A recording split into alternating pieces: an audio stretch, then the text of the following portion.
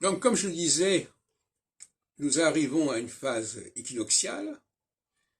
Alors, j'emploie le mot incompétence pour désigner cette conscience de l'incompétence.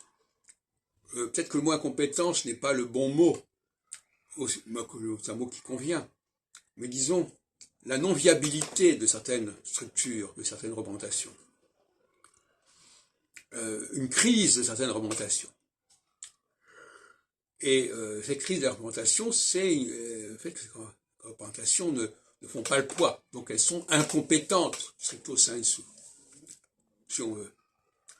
Donc, il y a incompétence du schéma national, actuellement, c'est-à-dire l'idée que chaque pays a ses particularités, a sa langue, a ses frontières. Et on voit d'ailleurs, justement, l'impuissance de l'État israélien à protéger ses propres frontières, qui sont devenues extrêmement poreuses, ce qui a donné le massacre odieux du 7 octobre 2023. Ce massacre met en évidence le caractère factice des frontières, qui ne protègent pas.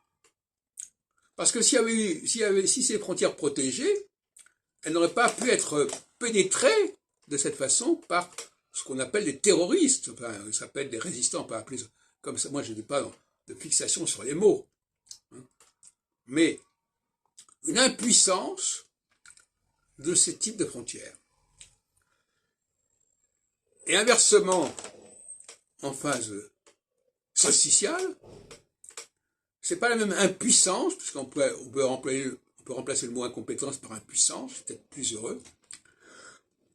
Cette impuissance, en phase solsticiale, elle vient du caractère factice des unions, des communautés supranationales, ce qui a conduit d'ailleurs au Brexit.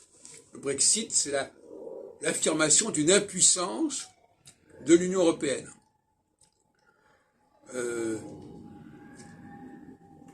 Et actuellement, on n'en est pas là. Au contraire, actuellement, on est dans mettre en avant la capacité d'intervenir au niveau supranational. Donc je crois qu'il faut être optimiste dans ce sens-là. Mais comme je disais l'autre jour, la guerre en Ukraine apparaît comme une problématique dépassée en phase équinoxiale. On resitue les choses, on ne s'arrête pas à des distinctions secondaires, arbitraires, aléatoires, que sont les langues, que sont les frontières, etc. On dépasse ce stade-là, quitte à parler de collaboration. Parce que finalement, en 1940, qu'on le veuille ou non, on était en phase équinoxiale. Et les gens ne trouvaient pas insupportable d'avoir un ensemble supra-européen. C'est en phase, à un moment donné, on est passé en phase solsticiale, et là, à ce moment-là, il y a eu l'impuissance de ce système. Donc c'est toujours l'impuissance d'un système qui apparaît par opposition à un autre système. Ou si on préfère, ce qui me paraît aussi intéressant, c'est de remplacer le mot compétence par le mot compétition. Il y a à un moment donné un système qui ne fait pas le poids par rapport à un autre système. Le système national ne fait pas le poids à un moment donné en phase équinoxiale, et en phase solsticiale, c'est le système supranational qui ne fait pas le poids.